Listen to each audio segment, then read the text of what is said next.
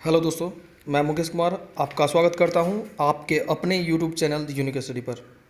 आज हम लोग पढ़ने वाले हैं बहुत सारे प्रतियोगिता परीक्षा में पूछे गए कुछ महत्वपूर्ण प्रश्नोत्तर। और अंत में मैंने आप लोगों के लिए दो आसान प्रश्न रखा है, जिसका उत्तर अगर आप लोगों को पता हो तो कमेंट बॉक्स में दें।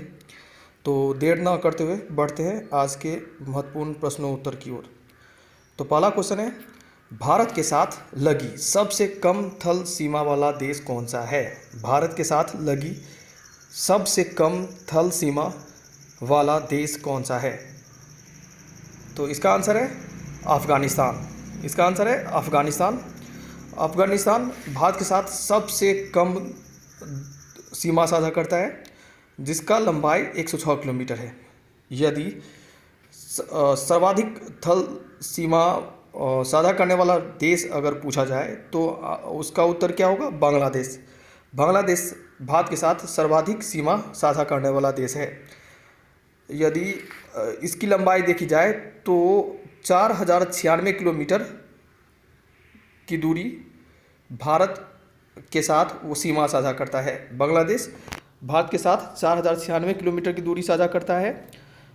उसके बाद है चीन। चीन भारत के साथ 3488 किलोमीटर 3488 किलोमीटर की दूरी साझा करता है।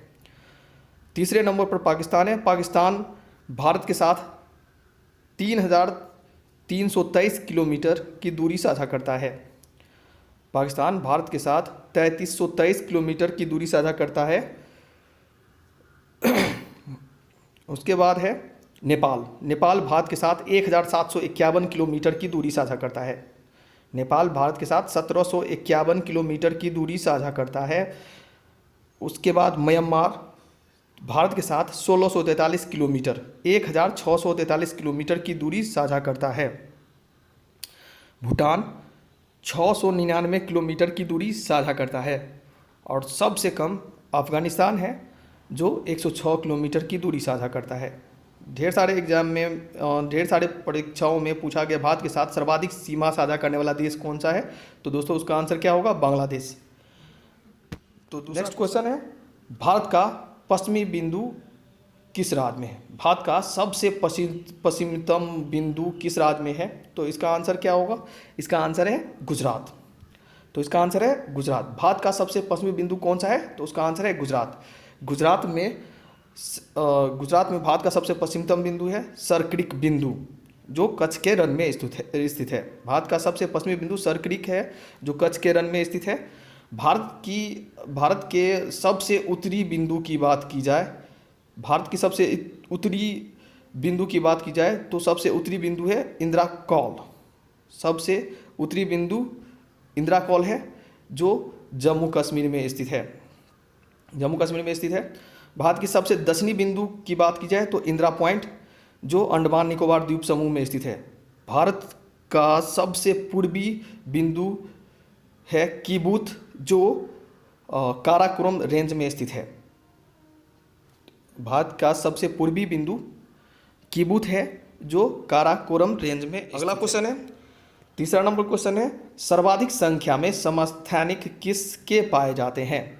सर्वाधिक संख्या में समस्थानिक किसके पाए जाते हैं? तो इसका आंसर है ऑप्शन सी, पोलोनियम।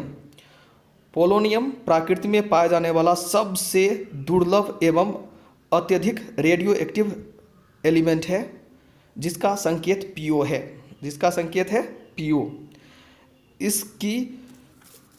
इसकी परमाणु संख्या 34 है। इसकी परमाणु संख्या 34 है।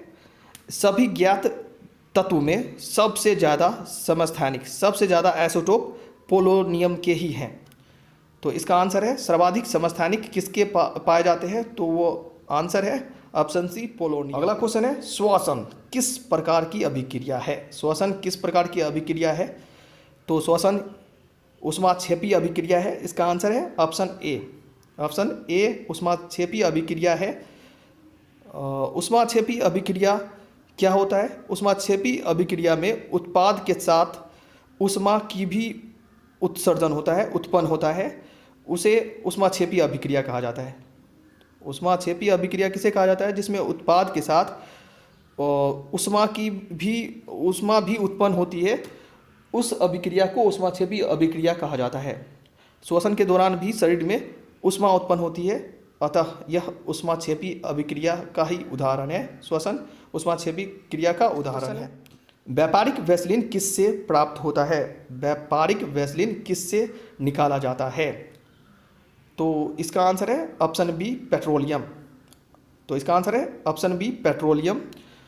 पेट्रोलियम और जेली नेचुरल वैक्स और मिनरल ऑयल के साथ तैयार किया जाता है, जिससे त्वचा में नमी और त्वचा को रूखेपन से आराम मिलता है।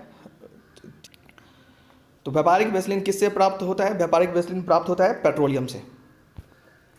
नेक्स्ट, निम्नलिखित कथनों में से कौन सा कथन राजा राम मोहन राय के संबंध में सही नहीं है?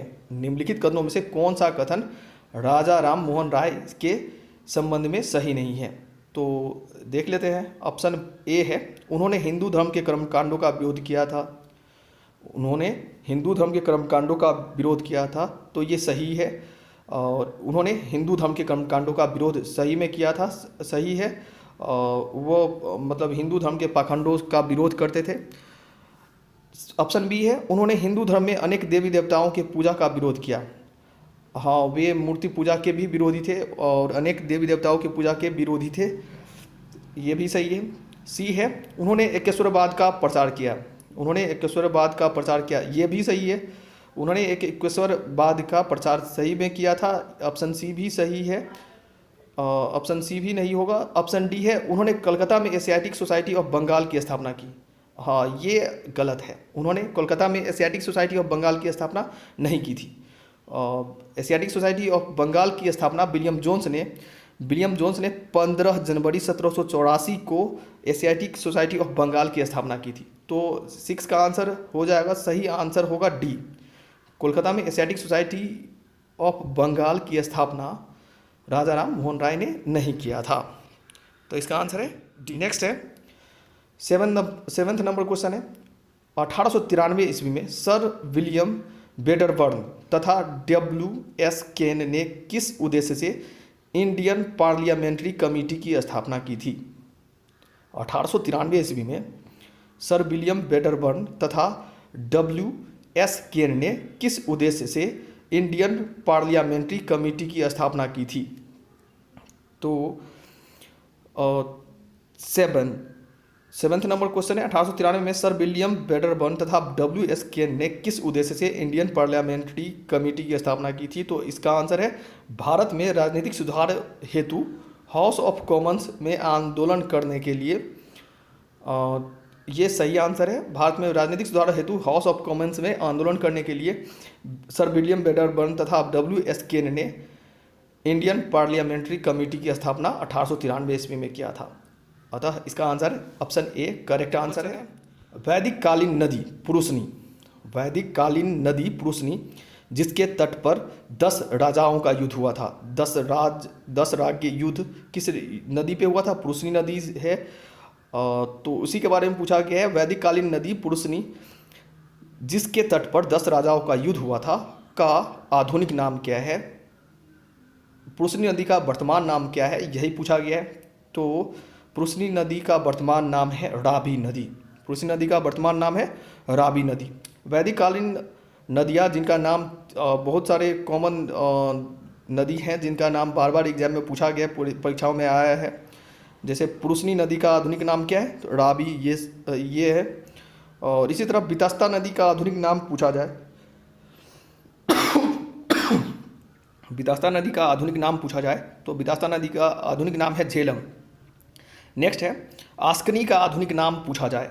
आस्कनी वैदिकालीन नदी है, आस्कनी, इसका आधुनिक नाम चिनाब है। सतुद्र वैदिकालीन नदी है जिसको वर्तमान में सतलज नदी के नाम से जाना जाता है। सतुद्र वैदिकालीन नदी ही है जिसको वर्तमान में सतलज नदी के नाम से जाना जाता है। और वैदिकालीन एक और नदी है जिसके बारे में बहुत सारे एग्जाम में पूछा गया है, विपाशा वैदिकालीन नदी है, इसका वर्तमान नाम व्यास नदी के नाम से जाना जाता है। विपाशा वर्तमान दौर में, वर्तमान समय में व्यास नाम से प्रसिद्ध है। तो क्वेश्चन नंबर 8, वैदिक कालीन नदी पुरुषनी जिसके तट पर 10 राजाओं का युद्ध हुआ था का आधुनिक नाम क्या है? तो इसका आंसर, सही आंसर है। नेक्स्ट क्वेश्चन है, राजस्थान के जैसलमेर जिले का शाहगढ़ क्षेत्र वर्ष 2006 में निम्नलिखित में से किसके कारण चर्चा का विषय था? राजस्थान के जैसलमेर जिले का शाहगढ़ क्षेत्र वर्ष 2006 में निम्नलिखित में से किस कारण चर्चा का विषय था? तो ऑप्शन ए यहाँ है उच्च गुणवत्ता वाले गैसों का भंडार का मिलना, ये सही आंसर है। ऑप्शन ए करेक्ट आंसर है। उच्च गुणवत्ता वाले गैसों के भंडार का मिला था जैसलमेर के शाहगढ़ क्षेत्र में। इसी कारण 2006 में राजस्थान बहुत ज़्यादा हाईलाइटेड था, चर्चा का विषय था। 9 का आंसर है उच्च गुणवत्ता गैस भंडारों का मिलना, ये सही आंसर है। नेक्स्ट क्वेश्चन है, क्वेश्चन नंबर 10 है, निम्नलिखित राज्यों में से किस राज्य में ऐसी सर्वोपयुक्त जलवायु विषयक स्थितियां उपलब्ध है जिसमें न्यूनतम लागत से ऑर्किड की विविध किस्मों की खेती हो सकती है? और वह इस क्षेत्र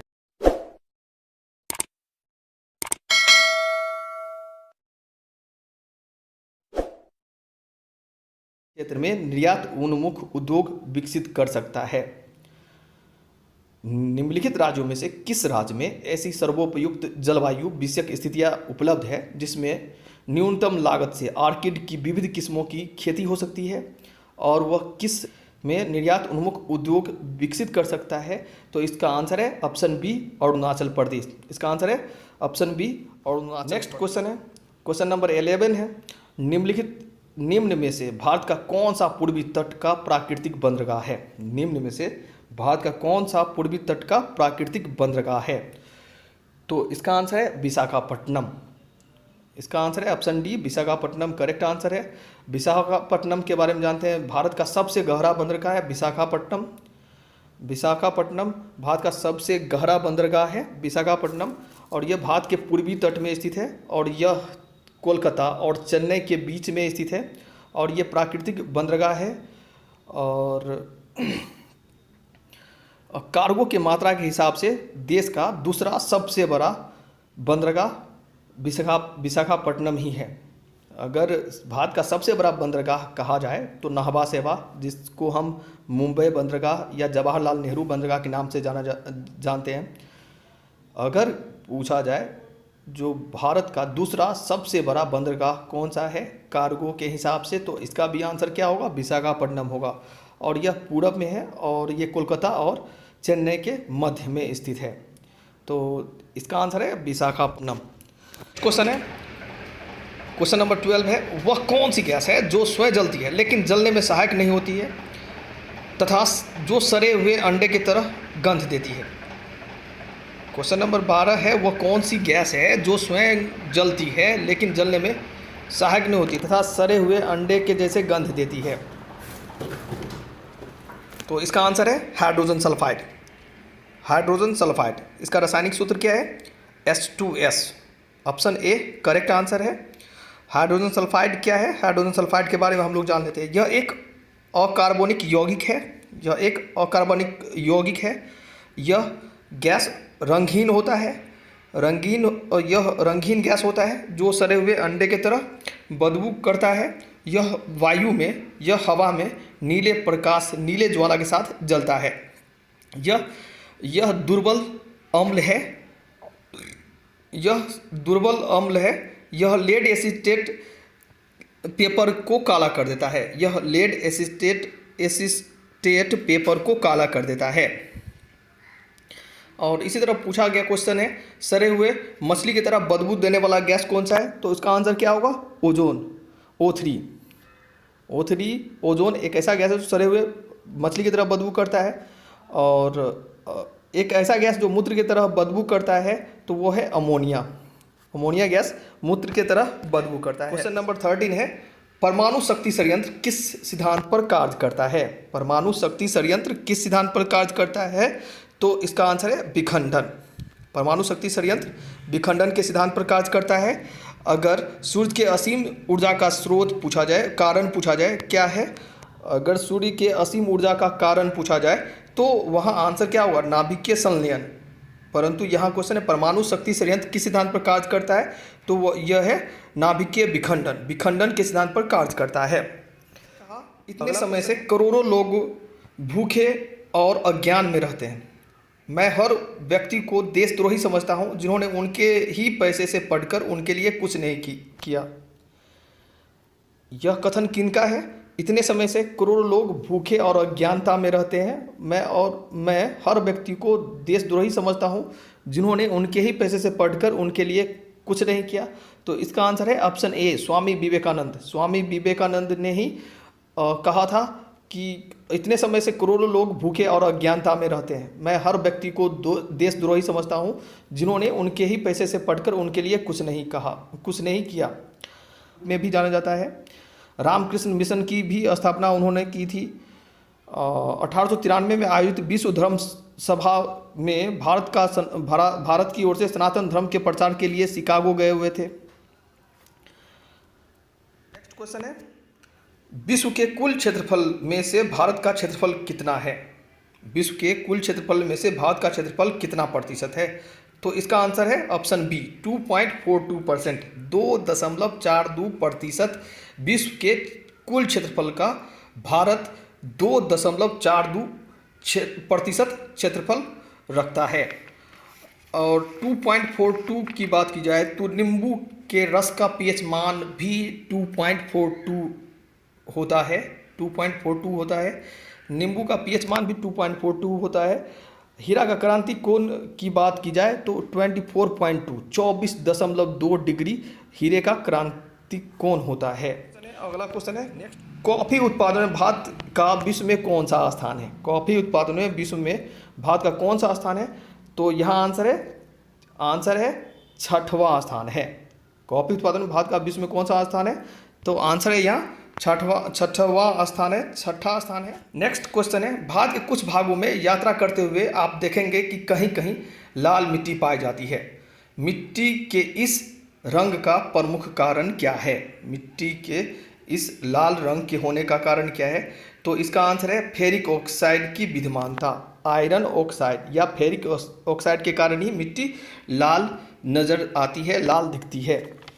फेरिक ऑक्साइड के कारण ही मिट्टी लाल दिखती है। व्यापक फसल बीमा योजना के स्थान पर राष्ट्रीय कृषि बीमा योजना कब लागू की गई थी? व्यापक फसल बीमा योजना के स्थान पर राष्ट्रीय कृषि बीमा योजना कब लागू की गई थी? तो इसका आंसर है 1999 से 2000। 1999 से 2000। तो ऑप्शन में यहाँ अगर नहीं दिया गया है तो यहाँ आंसर हो जाएगा ऑप्शन डी, वर्ष 2000 में। वर्ष 2000 में कृषि बीमा योजना लागू किया गया था। राष्ट्रीय कृषि बीमा योजना लागू किया गया था व्यापक फसल बीमा के स्थान पर। क्वेश्चन है, हाल ही में लोकसभा ने पोलवरम परियोजना से संबंधित बिल पारित किया है। यह परियोजना किस नदी पर स्थित है? हाल ही में लोकसभा ने पोलवरम परियोजना से संबंधित बिल पारित किया था। यह परियोजना किस राज्य में है? तो इसका आंसर है पोलवरम परियोजना गोदावरी नदी पर स्थित है। गोदावरी नदी पर स्थित है। पोलवरम एक गांव है जो आंध्र प्रदेश में स्थित है। पोलवरम एक गांव है जो आंध्र प्रदेश में स्थित है और उसी पर एक प्रोजेक्ट बना है जिसका नाम है पोलवरम प्रोजेक्ट, पोलवरम परियोजना।